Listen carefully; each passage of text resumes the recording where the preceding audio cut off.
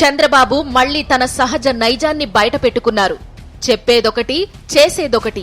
బయటకు ఎన్ని చెప్పినా, ఎన్ని నీతులు మాట్లాడినా చివరగా తనకు తన పార్టీకి లబ్ధి చేకూరేలా మాత్రమే పొత్తులు ఉండాలన్నది ఆయన కాన్సెప్ట్.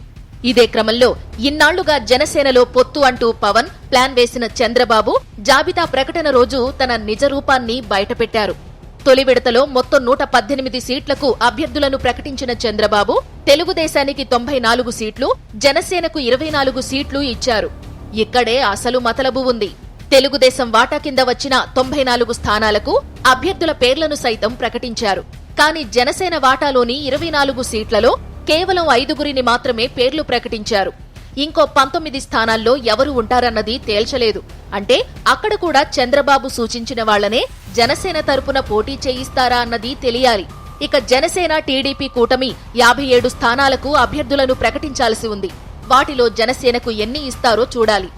ఏది ఏమైనా పవన్ కళ్యాణ్ కు, కాపులకు చంద్రబాబు మరోసారి పోటు పొడిచినట్లే క్యాడర్ భావిస్తోంది. ఇదిలా ఉండగా టీడీపీ ప్రకటించిన సీట్లలో చంద్రబాబు, అచ్చెన్నాయుడు, లోకేష్, బాలకృష్ణ వంటి ప్రముఖుల పేర్లు ఉన్నాయి. కానీ జనసేన తరపున 5గురి పేర్లు చెప్పినా అందులో పవన్ పేరు లేదు. అంటే ఆయన ఎక్కడ పోటీ చేస్తారన్నది చెప్పలేదు, చెప్పుకోలేదు.